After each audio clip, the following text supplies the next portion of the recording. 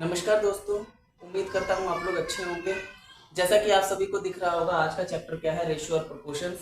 हम यहाँ पर एसएससी से रिलेटेड जितने भी प्रीवियस ईयर में क्वेश्चंस बने होंगे रेशियो और प्रोपोर्शन के, इसे सॉल्व करेंगे। ज़्यादा समय न लेते हुए मैं आगे वीडियो को स्टार्ट करता हूँ। आई होप मैं ये समझ कर चलता हूँ कि आपको रेशियो और प्रोपोर्शंस के बारे में पता है कि ये क्या होते हैं। तो आइए हम प्रीवियस ईयर के क्वेश्चंस को सॉल्व करते हैं और हर टाइप के क्वेश्चंस को सॉल्व करेंगे हम यहाँ पर। अगर ये वीडियो ज़्यादा लंबी हुई तो मैं इसे 2 भाग में लेकर आऊँगा, पर इसके सभी टाइप्स को कवर किया जाएगा। तो आइए बढ़ते हैं अपने पहले सवाल की तरफ और देखते हैं कि एसएससी के एग्जाम में इसे कैसे पूछा गया है। आइए देखते हैं पहला सवाल क्या है। 3 कक्षाओं में विद्यार्थियों का अनुपात 4:6:9 है। उन कक्षाओं में प्रत्येक में 12 विद्यार्थी की वृद्धि होती है तो अनुपात 7:9:12 हो जाता है। उन तीनों कक्षाओं में वृद्धि से पहले विद्यार्थियों की कुल संख्या कितनी रही होगी। मान लेते हैं कि वो जो संख्याएं रही होंगी वो रही होंगी 4x। हम मान लेते हैं कि कोई a थी, वो होगी 4x। कोई b था, वो रहा होगा हमारा 6x। कोई c था, वो रहा होगा हमारा 9x। ठीक है, ये था वृद्धि से पहले। ये क्या है, ये वृद्धि से पहले की बात है। ये वृद्धि से पहले की बात है जब अनुपात इनका ऐसा था। अब उसने बोला कि सभी में जब 12-12 ऐड कर दिया गया तो हम क्या करते हैं, सभी में 12 ऐड कर देते हैं। सभी में 12 ऐड किया तो 4x + 12 इसमें भी हो गया। b में भी क्या हो गया, b में हो गया 6x + 12 और c में क्या हो गया हमारा, c में हो गया 9x + 12 हो गया। ये वृद्धि से पहले इनका अनुपात क्या है, इनका अनुपात था 4:6:9। लेकिन जैसे ही ये वृद्धि हो गई है, ये वृद्धि के बाद जब ये अनुपात इसका क्या हो गया है, वृद्धि के बाद इनका अनुपात हो गया है, इस a का अनुपात हो गया है वृद्धि के बाद 7, इस b का अनुपात हो गया है कितना, इस b का अनुपात हो गया है 9 और इस b का अनुपात हो गया है 12। ये अनुपात हो गया है। तो हम क्या करते हैं, हम इस कंडीशन को अप्लाई करते हैं और यहाँ से a और b की वैल्यू निकालते हैं। कैसे, पहले था 4x, उसके अंदर जब 12 प्लस किया a वाले में, हम a और b के साथ कंपेयर कर रहे हैं, जब 12 ऐड किया, और दूसरा 6x प्लस जब 12 मैं कर देता हूँ तो मेरे पास क्या बन जाता है, 7:9। मैं a और b को कंपेयर कर रहा हूँ, आप किसी को भी कंपेयर कर सकते हैं, आप b और c को भी कंपेयर कर सकते हैं, जवाब आपका सेम आएगा। तो अब क्या करते हैं, क्रॉस मल्टीप्लाई कर दीजिए। इसे क्रॉस मल्टीप्लाई करेंगे तो 9 को 4 से मल्टीप्लाई करेंगे तो आएगा 36x। उसी प्रकार जब 9 को 12 से आप मल्टीप्लाई करेंगे तो कितना आएगा, 12 9 108 बराबर, अब 7 को अब x से मल्टीप्लाई कर दीजिए, कितना आएगा, 12 7 6 42 x प्लस 9 को 12 से मल्टीप्लाई कर दीजिए, 12 9 84, यहाँ पर आपका आ जाएगा। अब इसे सिंप्लीफाई कर लेते हैं हम। 108, 84 को इधर ले आते हैं, 108 इधर 84 प्लस का है, इधर माइनस आ गया, तो हमारे पास ये स्टेटमेंट बनी। और इस 36 को उधर ले जाते हैं तो बना 42x माइनस और 36, ये बन गया। 108 में से 84 को माइनस कर देते हैं तो क्या बना, 4 यहाँ बचा और यहाँ पर कितना बचा, 10 में से 2 काटा, 10 में से 8 काटा 4, 24, जो कि बने गया 42 में से 36x जब माइनस करेंगे तो आएगा 6x। इस प्रकार हमारे x की वैल्यू क्या निकल के आ जाएगी, हमारा x की जो वैल्यू निकल के आ जाएगी वो आएगी 4, 6 चौका 24। ये x की वैल्यू आ गई 4। उसने बोला है कि विद्यार्थियों की तीनों कक्षाओं की जो संख्या थी वो क्या है, वृद्धि से पहले कितनी रही होगी, वृद्धि से पहले कितनी रही होगी। तो हम क्या करते हैं, वृद्धि से पहले ये वाला केस है, हम वृद्धि से पहले क्या करते हैं, ये सबको लिख लेते हैं। वृद्धि से पहले टोटल क्या था, टोटल था 4x plus 6x plus 9x, ये वृद्धि से पहले है। इन सबको ऐड करें तो क्या बना, 9 6 4 6 10 9 19, ये बना 19x। क्योंकि हमने x की वैल्यू निकाली है वो है 4, तो इसमें अप्लाई कर देते हैं। 19 गुणा 4 कितना बनेगा, 76 के बराबर आ जाएगा। ये जाएगा 76, जो कि वृद्धि से पहले के विद्यार्थियों की संख्या बताता है। यदि आपसे कहता कि वृद्धि से पहले या वृद्धि के बाद की क्या होती, तो आप इन सबको ऐड करके उसमें क्या करते, उसमें 12-12 ऐड करते। लेकिन हमें पूछा गया है वृद्धि से पहले, तो आप वृद्धि से पहले कितना आया हमारा 76 स्टूडेंट्स, जो कि इसका उत्तर रहा होगा 76 स्टूडेंट्स वृद्धि से पहले। तो आई होप गाइस कि आप लोगों को समझ आ गया होगा। हम बढ़ते हैं अपने अगले सवाल की तरफ और देखते हैं कि अगला टाइप क्या है सवाल पूछा जाता है जो कि एसएससी के एग्जाम में पूछे जाते हैं। तो आइए बढ़ते हैं अगले टाइप की तरफ और करते हैं उसे।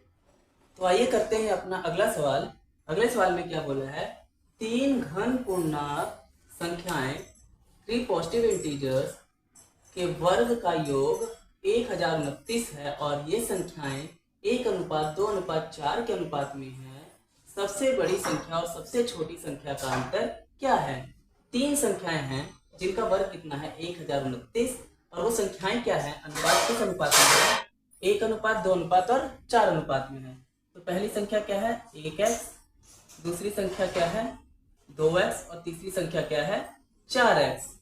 उसने बोला कि इनका जब हम क्या करते हैं संख्याओं का वर्ग का योग, तो हम करते हैं वर्ग का योग, इसका भी वर्ग कर दिया, इस संख्या का भी वर्ग कर दिया और इस संख्या का भी वर्ग कर दिया 4x², और इन सब का कर दिया योग। जब योग करते हैं तो कितना आता है हमारा, वो आता है 1029। तो किसके बराबर है 1029 के। तो क्या आ गया x² plus 4x² plus 16x² के बराबर, जो कि बना 1029 के क्या बना x 4 5 और 16 कितना आ गया 21x² बराबर 1029, x² बराबर 1029 बटा 21। इसको 21 के टेबल पे काट देते हैं। 21 के टेबल पर काटेंगे तो कितने पर जाएगा, 21 के टेबल पे काटने पर ये जाएगा 4 पर गया 84, फिर जाएगा 84, फिर जाएगा 9 पर। तो ये बन गया x² = 49। x = किसके बराबर आ जाएगा 9 के, x आ जाएगा अपना 7 के बराबर। 49 किसका स्क्वायर रूट होता है 7 का। तो x की वैल्यू 7 आ गई। अब वो क्या बोल रहा है, अब वो बोला है सबसे बड़ी और सबसे छोटी संख्या का अंतर। सबसे बड़ी संख्या क्या है 4x, सबसे छोटी संख्या क्या है 3x। तो बड़ी माइनस छोटी कितना बनता है 4x माइनस 1x = 3x, और x कितना है 3 × 7, ये किसके बराबर आ गया 21। तो सबसे बड़ी और सबसे छोटी संख्या का डिफरेंस कितना है 21। आप अलग अलग मल्टीप्लाई करके भी कर सकते हैं, वो भी आपका बिल्कुल सही जाएगा।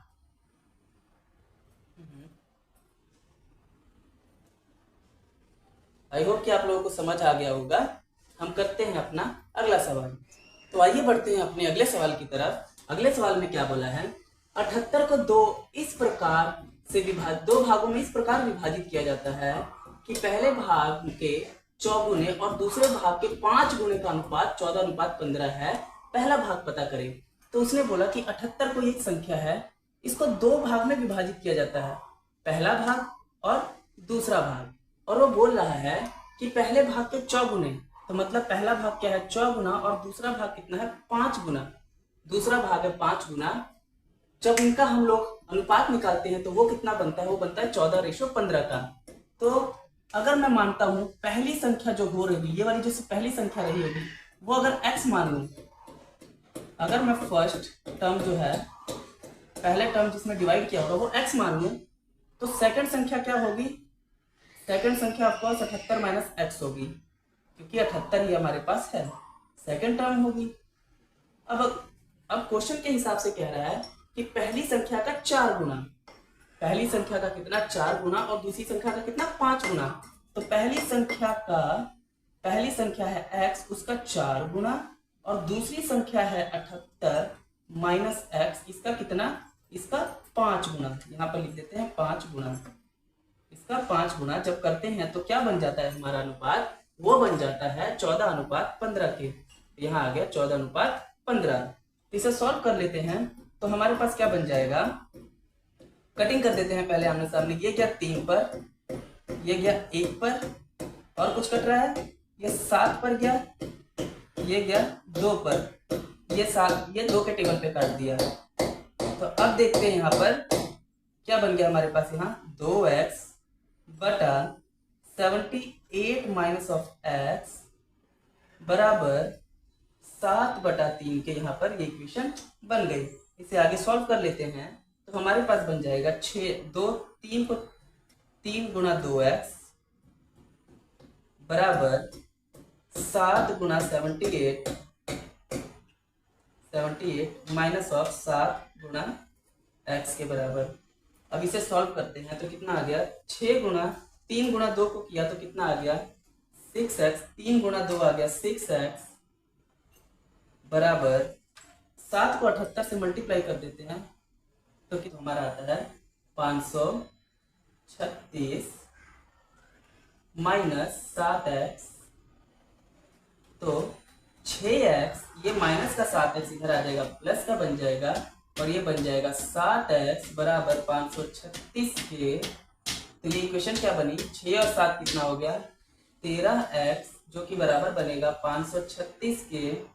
इस 13 को ले जाते हैं इसके नीचे और इसको कटिंग करते हैं 13 के टेबल में, ये कितने पर जाएगा 500, सॉरी इसे ये 536 नहीं है, ये 546 आएगा मल्टीप्लाई करने पर, 546 आएगा मल्टीप्लाई करने पर, इसको मल्टीप्लाई करने पे 546 आएगा। जब 13 के टेबल पे काटेंगे तो 4 पर गया 52 42 और रह गया 2 6, तो ये गया 42 पर कट जाएगा 13 के टेबल में। और उसने क्या आगे बोला है, पहला भाग पता करें। तो पहला भाग क्या है, पहला भाग हमें x है, पहला भाग कितना है, पहला भाग है x, पहला भाग हमने x ही माना था ना, तो पहला भाग क्या आ जाएगा, इसने पहला भाग क्या है हमारा, तो पहला भाग हमारा x के बराबर ही होगा, जो होगा कितना 42। तो इसका उत्तर क्या आएगा 42। 78 को 2 भागों में बांटा, पहले का 4 गुना, दूसरे का 5 गुना, पहले भाग का 4 गुना, दूसरे भाग का 5 गुना, ये था पहला भाग, ये था दूसरा भाग, उसका 5 गुना। अगर पहली टर्म x होती, दूसरी टर्म 78 माइनस x होती, तो पहले 4 गुना और 5 गुना का रेशो जो बन रहा था वो इतना बन रहा था। जो चीजें कटिंग होती है सरल करने के लिए इसको कटिंग कर दीजिए, और उसके बाद जब x की वैल्यू निकालेंगे तो आपका आएगा कितना 42, और हमें x की ही वैल्यू निकालनी थी, पहला क्वेश्चन निकालना था, तो x की वैल्यू थी कितनी 42, जो कि आपका उत्तर होगा। तो अगला सवाल क्या है, अगला सवाल में पूछ रहा है 3 संख्याएं 1/2 रेशो है 2/3 के साथ रेशो है 3/4 के अनुपात में है, सबसे बड़ी और सबसे छोटी संख्या का अंतर 27 है, तो सबसे छोटी संख्या पता कीजिए। तीनों संख्याएं क्या मिली है, पहली संख्या मिली है 1/2, हम लगा देते हैं x, दूसरी संख्या मिली है हमें 2/3 x, और तीसरी संख्या हमें क्या मिली है, तीसरी संख्या मिली है 3/4 x की। ठीक है, अब हमें क्या करना है, हमें यहाँ से सबसे बड़ी और सबसे छोटी संख्या निकालनी है, लेकिन उससे पहले मिला है सबसे छोटी संख्या और सबसे बड़ी संख्या का अंतर 27 है। तो सबसे पहले ऐसे सवाल कैसे करने हैं, अब आपको मिला है कुछ ऐसा 1/2x, फिर मिला है आपको 2/3x, फिर आपको मिला है 3/4x। तो हम क्या करते हैं, हम यहाँ से इन सबका सबसे पहले एलसीएम ले लेते हैं, उसके बाद इसे सॉल्व करते हैं। जब इसका एलसीएम लिया तो क्या हुआ, तीनों का एलसीएम लिया तो आ गया 12, और उस एलसीएम से हम क्या करते हैं, सबको मल्टीप्लाई कर देते हैं। एलसीएम कितना आया, सबका एलसीएम आया 12। अगर आपको एलसीएम नहीं निकालना आता तो आप ऐसे भी निकाल सकते हैं, 2 3 और 4 करके, ये 2 के टेबल में 1 पर, 3 पर, 2 पर, 3 के टेबल में 1 1 2, तो ये 2 पर, 6 या 6 दूना 12, आप ऐसे भी करके एलसीएम निकाल सकते हैं। अब यहाँ से एलसीएम ले लिया 12, और 12 को सबसे मल्टीप्लाई कर दीजिए, 1/2 गुना 12x, कितना आ गया दूसरा 2/3 गुना 12x, 3/4 गुना 12x, सबसे 12 से मल्टीप्लाई कर दीजिए, तो यहाँ क्या आ गया 1 6, यहाँ गया 1 पर, ये गया 4 पर, ये गया 1 पर, ये गया 3 पर, आपका बना 6x ratio 8x ratio 9x के बन गया यहाँ पर। अब उसने क्या बोला है, उसने बोला है कि सबसे बड़ी और सबसे छोटी संख्या का जो अंतर है वो 27 है। तो इसमें सबसे बड़ी संख्या कौन है, 9x, सबसे छोटी संख्या क्या है 6x। तो 9x माइनस और 6x किसके बराबर मिला है 27 के। तो हम कह सकते हैं कि 3x किसके बराबर मिला है 27 के। इसी प्रकार से हम x की वैल्यू निकाल लेते हैं। तो x कितना आ गया 27/3, जो कि आ जाएगा 9 के बराबर, जो कि 3 के टेबल में 9 पर कटेगा। तो x की वैल्यू कितनी आ गई, x की वैल्यू आ गई है 9। अब उसने क्या बोला है, उसने बोला है कि सबसे छोटी संख्या क्या होगी। सबसे छोटी इसमें से कौन है 6x। तो सबसे छोटी संख्या स्मॉलेस्ट टर्म इज क्या होगी 6x। और 6 को जब x से मल्टीप्लाई किया, x कितना है 9, तो आपका आ जाएगा 54। 54 is the right answer. Smallest संख्या आपकी क्या होगी 54 होगी। आई होप कि आप लोगों को समझ आया होगा। सबसे पहले फ्रैक्शन में जब भी आपको मिला हो फ्रैक्शन में, तो आपको क्या करना होगा, एलसीएम लेके उसको सबसे पहले सिंपल टर्म में बनाना होता है ताकि वो इजी हो जाए। इसीलिए मैंने क्या किया, एलसीएम से सबको मल्टीप्लाई करके उसको सिंपलेस्ट फॉर्म में बना दिया। और सबसे बड़ी और सबसे छोटी संख्या का जो डिफरेंस था 27 मिला था, वहां से जब मैंने माइनस किया तो वो किसके बराबर आ गया, x की वैल्यू 9। और वहां से हमें पता लगा कि जो स्मॉलेस्ट टर्म है ये 6x है। तो 6x क्या कर दिया हमने 9 से मल्टीप्लाई कर दिया, तो हमारे पास क्या आ जाएगा 54 आ जाएगा। आई होप कि आप लोगों को समझ आया होगा। तो आइए बढ़ते हैं अपने अगले सवाल की तरफ। क्या बोल रहा है, यदि 21, 22, 60 और 64 में से प्रत्येक में x को घटाया जाता है तो क्रम में प्राप्त संख्याएं समानुपात हो जाती हैं। x+1 और 7x+8 के बीच मध्य अनुपात ज्ञात कीजिए। तो सबसे पहले उसने क्या बोला है, उसने दिया है रकम 21। हम मान लेते हैं पहली रकम 21x है। उसी प्रकार हम मान लेते हैं पहली रकम चलो 21 है, दूसरी क्या दी है 22, तीसरी दी है 60 और चौथी क्या दी है 64। उसने बोला कि जब x को घटाया जाता है तो समान अनुपात हो जाती है। तो हम क्या करते हैं, इक्वेशन लिख लेते हैं। अगर इसमें से x को घटाऊं और इस वाली में से भी x को घटाऊं तो ये बन जाती है समान अनुपात, मतलब बराबर बन जाती है। तो हम लिखते हैं 60 माइनस एक्स बटे 64 माइनस एक्स बन जाती है। अब इसको कर देते हैं क्रॉस मल्टी। क्या बनेगा हमारा बनेगा 21 गुणा 64 minus of 21x minus of 64x plus of x square, जो कि बराबर किसके होगा 22 गुणा 60 minus of 22x minus of 60x plus of x square. इस एक्स स्क्वायर से एक्स स्क्वायर काट देते हैं, बराबर के ऑपोजिट में है दोनों, तो ठीक है। अब यहाँ से 21 को मल्टीप्लाई कर देते हैं 64 से, तो ये आपका 21 को मल्टीप्लाई कर देते हैं 64 से, 4 8 गुणा 6 12 4 4 1344। इनको जब मल्टीप्लाई किया तो आ गया 1344 माइनस माइनस प्लस, लेकिन निशान माइनस का। 21 में 64 ऐड किया 85x बराबर किसके 22 में 60 को मल्टीप्लाई कर देते हैं, 22 को 6 से 12 13, तो ये आ जाएगा 1320 माइनस माइनस प्लस, निशान माइनस का, 60 में 22 तो आ गया 82x। अब सिंपल रकम को एक तरफ कीजिए, x की रकम को एक तरफ कीजिए।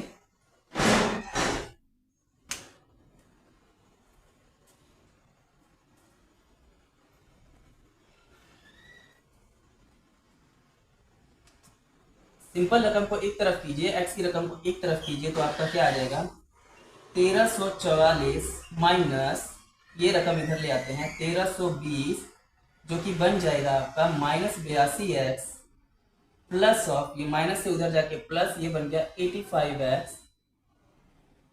1344 में से 1320 माइनस कर दीजिए तो आपका आ जाएगा 24 बराबर 82 में से अगर 85 माइनस करते हैं, 85 में से अगर 82 माइनस करते हैं तो आएगा आपका 3x। यहाँ से x की यहाँ से काट दिए 3 के टेबल में, ये गया 8 पर, तो यहाँ पे x की वैल्यू किसके बराबर आ जाएगी 8।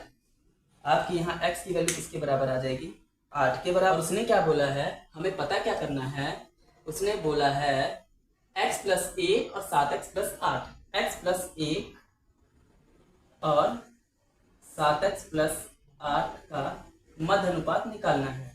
तो x में 1 प्लस किया मतलब x कितना है 8, 8 में 1 प्लस किया तो कितना आ गया 9, 8 प्लस 1 कितना आ गया 9। और दूसरी संख्या जब निकालेंगे तो क्या बनेगा 7 गुना 8 प्लस 8, ये बन जाएगा 56 और 8 कितना हो गया 64। इनका निकालना है मध्य अनुपात। मध्य अनुपात का फॉर्मूला क्या होता है रूट a गुना b बराबर किसके होता है x के, a इंटू बी किसके बराबर है 9 गुना 64 64 का रूट बराबर x, फैक्टराइज कर लेते हैं इसको 3 इंटू 3 इंटू 64 को लिख सकते हैं 8 इंटू 8 बराबर x। तो यहाँ से 3 बाहर निकल गया, यहाँ से 8 बाहर निकल गया, तो हमारे पास क्या बन गया 3 गुना, हमारे पास बन गया 3 गुना 8 जो कि बनेगा आपका 24। ये 24 आपके इस सवाल के लिए उत्तर होगा। तो आप फैक्टराइज कर लीजिए, आपका इजी पड़ेगा। आप मल्टीप्लाई करके जब फैक्टर ढूंढने जाएंगे तो वो थोड़ा आपके लिए मुश्किल होगा। यहाँ से आप तोड़ लीजिए और उसका स्क्वायर रूट बाहर निकाल लीजिए, जिससे आपको थोड़ा इजी हो जाएगा। तो आइए बढ़ते हैं अपने अगले सवाल की तरफ। अगले सवाल में क्या पूछा है 103, 135, 110 और 144 में प्रत्येक में कौन सी संख्या जोड़ी जाए जिसके परिणाम स्वरूप प्राप्त संख्या सम अनुपात हो जाए। मान लेते हैं जो संख्या ऐड की गई थी वो क्या है x। Let the term is x, ये टर्म जो थी वो x थी जब सब में प्लस किया गया।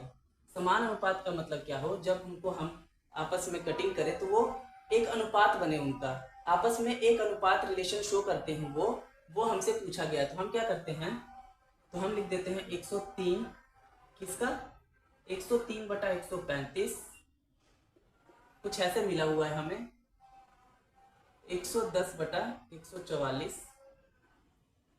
इन सब में हम क्या करते हैं, सब में हम क्या करते हैं x प्लस कर देते हैं। अगर ये संख्या थी इसमें भी x प्लस कर देते हैं, इसमें भी x प्लस कर देते हैं, बराबर 110 में भी x प्लस कर देते हैं और 144 में भी x प्लस कर देते हैं।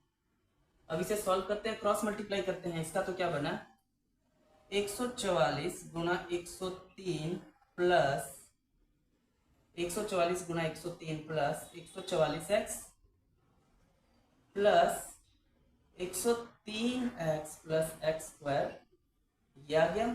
किसके बराबर होगा दूसरी तरफ क्या होगा 135 गुणा 110, 135 गुणा 110 प्लस 135 गुणा x प्लस 110 गुणा x प्लस x स्क्वायर।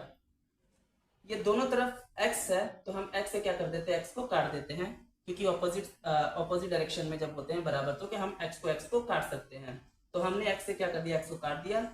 अब 144 हमारे पास क्या बचा 144 गुणा 103 प्लस 144x और 103x कितना हो गया 147x बराबर क्या बचा 135 गुणा 110 प्लस 135 में 110 ऐड किया तो कितना हो गया 145 x के बराबर ये बन गया।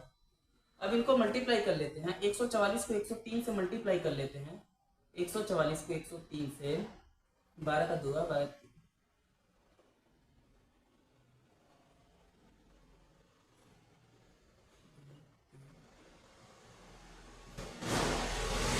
14832 यहाँ पर आ गया 14832 प्लस 147x बराबर 135 को 110 से मल्टीप्लाई कर लेते हैं। इसका मतलब 135 को 11 से मल्टीप्लाई करके देखते हैं।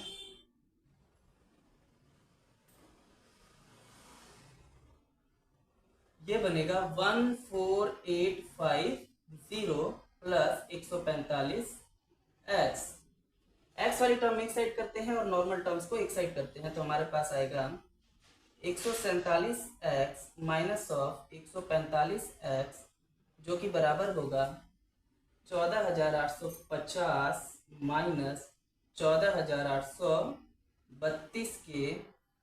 ये तो आपका बन जाएगा कितना 2x बराबर, जब इसको माइनस करेंगे तो यहाँ पर आपका निकल के 50 32, तो ये आ जाएगा आपका 18। 2x बराबर 18, तो x की वैल्यू कितने बराबर आ जाएगी 18/2, ये आ जाएगा 9। ये हमारा x की वैल्यू किसके बराबर आ जाएगी 9। इसका मतलब वह रकम कौन सी होगी, वो रकम होगी 9, जो हमें x ऐड करना था सब में। तो इसका आंसर क्या होगा 9। आई होप कि ये आपको समझ आ गया होगा। कुछ नहीं करना, अपनी तरफ से वो संख्या मान लेनी है, मान लेना है कि वो संख्या x होगी। जब इसको हम लोग ऐड करें तो आपस में क्या बन जाए, रेशो बन जाए, आपस में समानुपात बन जाए। तो हमने क्या कर दिया, x मान लिया और सबको क्रॉस मल्टीप्लाई जब किया यहाँ से यहाँ, तो हमारे पास ये इक्वेशन बनी। इसको सॉल्व करते जाना है, आपका आंसर इजिली आ जाएगा। तो आइए बढ़ते हैं अपने अगले सवाल की तरफ। अगले सवाल में क्या बोला है, इसमें कह रहा है a plus B ratio b plus C ratio c plus a किसके बराबर है 6:7 और 8 के, और a प्लस बी प्लस सी की वैल्यू कितनी है 14, तो c का मान ज्ञात करें। क्या बोला है, जो बोला उतार लेते हैं। a प्लस बी किसके बराबर मिला है, a प्लस बी का रेशो, b प्लस सी का रेशो, और c प्लस a का रेशो कितना मिला हुआ है, c प्लस a का रेशो मिला हुआ है 6:7:8 के बराबर मिला हुआ है। उसने बोला है हमें a प्लस बी प्लस सी कितना है 14 है। a प्लस बी प्लस सी की वैल्यू कितनी मिली हुई है, ये मिली हुई है 14। तो हम क्या करते हैं, मान लेते हैं कि a प्लस बी कितना है, a प्लस बी होगा 6x, उसी प्रकार b प्लस सी कितना होगा, मान लेते हैं वो है 7x, उसी प्रकार c प्लस a कितना है, वो मान लेते हैं हम 8x। अब इन सबको कर देते हैं प्लस, तो a भी एक बार दो बार, a भी दो बार आ गया, 2a, दो बार a, दो बार b और दो बार c। मैं दो बाहर ब्रैकेट में निकाल लेता हूं और यहाँ पर बन जाएगा a प्लस बी प्लस सी। ये क्या हो जाएगा 8 6 13, 13 और 8 कितना हो जाएगा 7 6 13, 13 8 21 x के बराबर आ जाएगा। तो हमारा a प्लस बी प्लस सी किसके बराबर आ गया 21x/2 के बराबर। अब यहाँ पर जैसा कि आप लोगों को पता हो a प्लस बी प्लस सी की वैल्यू क्या मिली है 14, तो यहाँ भर देते हैं इसकी वैल्यू, वो बराबर है 21/2 के x के। यहाँ से हम x का मान निकाल लेते हैं, तो आ जाएगा हमारा 14 गुणा 2/21, तो ये तो अपना जाएगा 2 पर, ये जाएगा 3 पर। हमारे पास जो x का मान निकल कर आएगा वो आएगा कितना, वो आएगा 4/3 आ जाएगा x का मान। अब हमारे पास जो x का मान है वो 4/3 है। हमें क्या निकालना है, हमें निकालना है c। हमें यहाँ पर c की वैल्यू निकालनी है। तो हमें पता है, अगर मैं टोटल में से a प्लस बी प्लस सी में से अगर मैं माइनस कर दूं a प्लस बी, तो क्या वह c के बराबर होगा, बिल्कुल होगा। तो हम a प्लस बी प्लस सी की वैल्यू कितनी है 14, माइनस a प्लस बी कितना है, a प्लस बी देखिए कितना है 6, a प्लस बी कितना है 6x है, यहाँ लिख दीजिए 6x। तो 14 में से जब 6x की वैल्यू कितनी अभी हमने निकाली है 4/3, तो यहाँ से जब कटिंग हो गई, ये गया 1 पर, ये गया 2 पर, तो आ जाएगा 14 माइनस 8, तो जो c की वैल्यू निकल आएगी वो हमारे पास आ जाएगी 6।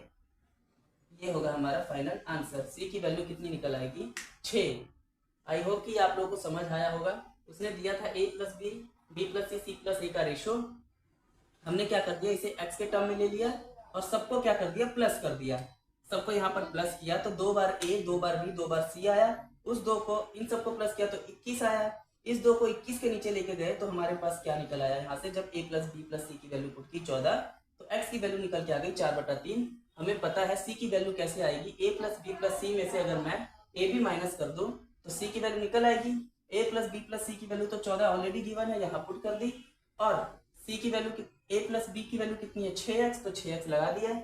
14 में से 6x मतलब x की जगह पे 4/3 रखा तो कितना आ गया, कटिंग करके 8, और 14 में से जब 8 माइनस किया तो c की वैल्यू कितनी आ गई 6। आई होप ये आपको पता लग गया। तो आइए बढ़ते हैं अपने अगले सवाल की तरफ। अगले सवाल में क्या बोला है कि तीन संख्याओं का अनुपात 3:6:8 है, यदि उनका गुणनफल 9216 हो तो तीनों संख्याओं का योग क्या है। तो हमारी पहली संख्या क्या है, पहली संख्या हमारी है 3x, उसी प्रकार से दूसरी संख्या हमारी मिली है 6x और उसी प्रकार से तीसरी संख्या है ये 8x। तो उसने बोला है कि सबका गुणनफल, इसका मतलब 3x को गुणा किया जाएगा 6x के साथ और उसी प्रकार 6x को जब गुणा किया जाएगा 8x के साथ, तो हमारा इक्वेशन के हिसाब से क्या बनता है, उसने बोला 9216 9216 बनता है। तो आइए इसको सॉल्व करते हैं। x कितना हो गया, x का क्यूब, 3 को 6 से किया 18, 18 को 8 से किया तो 144 144 x cube which is equals to 9216 के बराबर हमारा बनता है। अब क्या करते हैं, x क्यूब को इधर ही रहने देते हैं और 9216 जब इसके नीचे जाएगा 144 तो इसको कटिंग होगा कितने पर, 4 पर। 4 की डिविजिबिलिटी कैसे चेक की जाती है, लास्ट के 2 डिजिट देखे जाते हैं, यदि तो 4 पे जाते हैं तो इसका मतलब वो 4 पे डिविजिबल है। ये 16 है 4 पे जाता है डिविजिबल है, ये 44 है ये भी 4 पे जाता है तो ये डिविजिबल होगा 4 पे। तो कटिंग करते हैं, 2 पर गया, 3 पर गया 12, 0, 4 पर गया 16, ये गया 3 पर 12 और 9 36, 3 पर गया 12 और 24, 6 पर गया 24, आगे फिर कटिंग होगी 4 पर, कितना जाएगा, ये जाएगा 5 पर, 3 0 7 पर गया 28, फिर गया 6 पर, ये गया 9 पर, फिर आगे कटिंग करते हैं इसकी 4 पर, 1 पर गया, फिर कितने पर गया, ये 9 पर ही काट देते हैं डायरेक्ट, 9 पर काटा तो कितने पर, 4 पर नहीं जाएगा, ये 9 पर जाएगा, 9 पर गया, 6 पर गया 54 और 36 गया 4 पर, तो 64 आ गया। x की क्यूब किसके बराबर आ गई, 64 के। तो हमें पता है 64 जो होता है वो किसका क्यूब रूट होता है, 4 का। तो हम इस तरह लिख सकते हैं इसको, इस क्यूब रूट से क्यूब रूट कैंसिल, x की वैल्यू किसके बराबर आ गई, 4 के बराबर आ गई। उसने हमसे क्या पूछा है, उसने हमसे पूछा है कि इन तीनों संख्याओं का योग क्या होगा। x की वैल्यू 4 है, तीनों संख्याएं क्या है, 3 6 8, 3 6 9, 9 और 8 कितना होता है 17, तो कितना आ गया टोटल, तो आ गया टोटल कितना है 17x, 17x है, उसने 17x है, 17 को किससे मल्टीप्लाई कर देते हैं 4 से, तो हमारा क्या हो जाएगा 17 गुना 4, तो 28 यहाँ आ गया और 4 यहाँ आ गया 40, तो कितना बन जाएगा, ये बन जाएगा 68। तो सभी संख्याओं का योग किसके बराबर हो जाएगा 68। आप अलग अलग भी कर सकते हैं, यहाँ 4 पुट करके अगर आप करेंगे तो क्या बन जाएगा, 3 गुना 4 बन जाएगा 12, 6 गुना 4 बन जाएगा 24 और 8 गुना 4 बन जाएगा कितना 32। आप यहाँ भी प्लस कर सकते हैं, 2 4 6 2 8, 1 तो 6, यहाँ पर आ जाएगा 68। आप ऐसे भी प्लस कर सकते हैं, ये ज्यादा इजी होता है कि आप सबको इंडिविजुअली प्लस ना करने की बजाय एक साथ प्लस करके डायरेक्ट उसको उस x से मल्टीप्लाई कर दो तो आपका इजीली आंसर आ जाता है। तो आई होप गाइस कि आप लोगों को समझ आया होगा। बढ़ते हैं अपने अगले सवाल की तरफ। तो आइए बढ़ते हैं अपने अगले सवाल की तरफ। क्या कह रहा है अगले सवाल में, बोला है 3 संख्याओं का योग 540 है, यदि दूसरी और तीसरी संख्या का अनुपात 9:13 हो और पहली और तीसरी संख्या का अनुपात 2:7 हो तो तीसरी संख्या पता करें। तो क्या कह रहा है, 3 संख्याओं का योग क्या है 540। मान लेते हैं पहली संख्या a है, दूसरी संख्या b है, तीसरी संख्या c है, उनका योग कितना है 540 है। अब वो क्या कह रहा है कि यदि दूसरी और तीसरी संख्या का अनुपात, दूसरी संख्या मतलब b और तीसरी संख्या मतलब c, उन दोनों का अनुपात कितना है, उनका अनुपात है 9:3, 9:13। आगे क्या बोल रहा है, और पहली और तीसरी संख्या का अनुपात 2:7 है। पहली और तीसरी संख्या, इसका मतलब a और c का अनुपात कितना मिला है, a और c का अनुपात मिला है हमें 2:7 के बराबर। हमें तीसरी संख्या ज्ञात करनी है, इसका मतलब हमें c पता करना है। हमें क्या पता करना है, c की वैल्यू क्या है ये हमें पता करना है। तो हम क्या करते हैं, रेशो को बैलेंस करते हैं और यहाँ से आंसर निकालते हैं। तो क्या कर सकते हैं हम लिखते हैं, हम क्या करते हैं b रेशो c, किसका रेशो मिला है b रेशो c और a रेशो c, हमें मिला है 2:7, ये मिला है 9:13 और ये मिला है 2:7 के। इस सी को आमने सामने कर देते हैं ताकि बैलेंस करने में इजी हो। तो हम क्या करते हैं, हम इस सी को इधर ट्रांसफर करते हैं। तो मैं इसको लिख सकता हूँ B/C का मैं रेशो निकालना चाहता हूँ C/A से, ताकि इसे बैलेंस करने में आसानी हो। तो इसे सही करके अगर मैं लिखता हूँ तो लिखूंगा 9:13 और उस तरफ C की वैल्यू क्या है हमारी, C की वैल्यू है 7, इसे यहाँ लिखते हैं। और A की वैल्यू कितनी है, A की वैल्यू इसमें 2 है। अब इन दोनों को क्या करते हैं, बैलेंस कर देते हैं।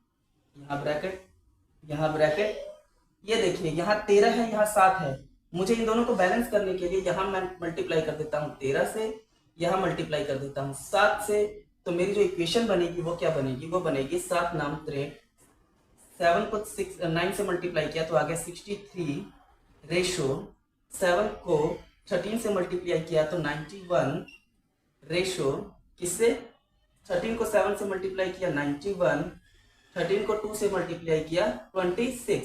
तो हमारे पास रेशो जो A/B/C बन के आ गई, A/B/C।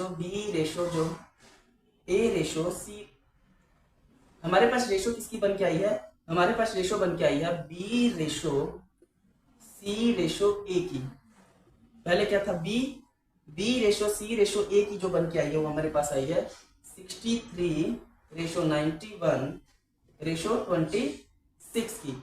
उसने क्या बोला है, उसने बोला सभी का जब प्लस करते हैं तो किसके बराबर होता है, वो होता है 540 के बराबर, वो 540 के बराबर होता है। तो अगर ये 63x है और अगर ये 91x है और ये अगर 26x है तो सबको प्लस करने पर क्या निकलता है हमारा, 540 निकलता है। तो हमें पता क्या करना है, तीसरी संख्या। अगर तीसरी संख्या हमें पता करनी है तो तीसरी संख्या है कितनी, तीसरी संख्या 26। ऐसा करते हैं x की वैल्यू निकाल के तीसरी संख्या निकाल लेते हैं, सबको प्लस कर देते हैं।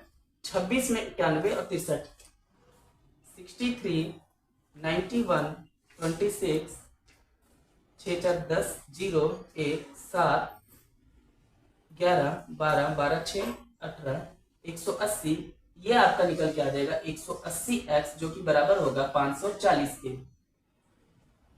इस जीरो से इस जीरो को काट दीजिए, 18 के टेबल में ये 1 पर गया, 18 के टेबल में ये 3 पर गया, 18 तिया 54। तो हमारा जो x की वैल्यू निकल के आ जाएगी वो कितनी आ जाएगी, x की वैल्यू निकल के आ जाएगी 3। हमें यहाँ पर c का अनुपात, c की वैल्यू निकालनी है। c कितना है, c है 91x, c है 91x। तो जब मुझे x की वैल्यू यदि पता है तो मैं क्या लिख सकता हूँ, c की वैल्यू क्या होगी, c हमारा 91 इंटू x कितना है 3, आपस में इसको मल्टीप्लाई कर देते हैं तो कितना आ जाएगा, 3 इधर आ जाएगा और इधर 9 27, तो 273 हमारा c की वैल्यू निकल कर आ जाएगी, जो कि इसका सही उत्तर होगा। हमें c की वैल्यू निकालनी थी, हमने क्या किया, x के थ्रू सबसे पहले x की वैल्यू फाइंड की, यहाँ से रेशो के थ्रू बैलेंस करके, फिर वहां से हमने c की वैल्यू को निकाल लिया। आई होप कि आप लोगों को समझ आ गया होगा। बढ़ते हैं हम अपने अगले सवाल की तरफ। तो आइए बढ़ते हैं अपने अगले सवाल की तरफ। अगले सवाल में क्या बोला है कि 3 संख्याएं 5:7:12 के अनुपात में है। यदि उनमें से पहली तथा तीसरी संख्या का योग दूसरी संख्या से 50 अधिक है तो तीनों संख्याओं का योग ज्ञात करें। तो उसने क्या बोला, पहली संख्या मान लेते हैं 5x, दूसरी संख्या क्या है, दूसरी संख्या है 7x, उसी प्रकार तीसरी संख्या क्या है, तीसरी संख्या है 12x। उसने बोला पहली तथा तीसरी संख्या का योग, पहली संख्या क्या है 5x, तीसरी संख्या क्या है 12x, इन दोनों का योग क्या है, इन दोनों का योग जो है वो दूसरी संख्या से 50 ज्यादा है। वो दूसरी संख्या क्या है हमारी 7x, 50 ज्यादा है। यदि ये 50 ज्यादा है तो बैलेंस करने के लिए हमें इसमें क्या करना पड़ेगा, 50 को ऐड करना पड़ेगा। तो हमारे पास ये इक्वेशन निकल कर आ जाती है। अब इसे सॉल्व कर लेते हैं। 5 और 12 कितने हो गए 17x, वहां से 7 इधर ले आते हैं तो क्या बन जाएगा 7x बराबर 50 के। तो ये बन गया 10x बराबर 50, x की वैल्यू यहां से निकल कर आ गई 50/10, जो कि बनेगी 5। x की वैल्यू आ गई 5। अब आगे करते हैं। उसने क्या बोला कि सभी संख्याओं का योग ज्ञात करें। सभी संख्याएं क्या हैं? 5x, 7x और 12x। 5 और 7 कितना हो गया? 5 7 हो गया 12, 12 और 12 कितना हो गया? 24x। मतलब टोटल जो है वो कितना है? 24x के बराबर। और हमें x की वैल्यू कितनी निकाली हमने अभी? x की वैल्यू 5 निकाली। तो 24 को 5 से मल्टीप्लाई कर दीजिए। 24 गुना 5, ये बन जाएगा आपका, 24 को 10 से करेंगे तो 240। 240। तो आइए बढ़ते हैं अपने अगले सवाल की तरफ। क्या कह रहा है अगले सवाल में? दो संख्याएं 3:5 के अनुपात में हैं। यदि दोनों में से 9 को घटा दिया जाए तो उनका अनुपात 12:23 हो जाता है। तदनुसार वह संख्याएं क्या होंगी? दो संख्याएं 3:5 के अनुपात में। अगर मैं a को मान लूं 3x और b को मान लूं 5x, यदि a हमारी पहली संख्या है, फर्स्ट टर्म, और b हमारी सेकंड टर्म है, उसने क्या बोला है? उसने बोला है दोनों संख्याओं में से 9 घटा दिया जाए। यदि पहली संख्या ये है, दूसरी संख्या ये है, अब उसने बोला दोनों संख्याओं में क्या कर दिया जाए? 9 घटा दिया जाए। दोनों में 9 घटा दिया जाए तो क्या होगा? 3x बटा 5x। आप इसका अनुपात निकालिए अपॉन करके, बटा करके। a अनुपात b क्या बना? दोनों में से हमें 9 घटाना है, तो आप इसमें से भी 9 घटा दीजिए, इसमें से भी 9 घटा दीजिए।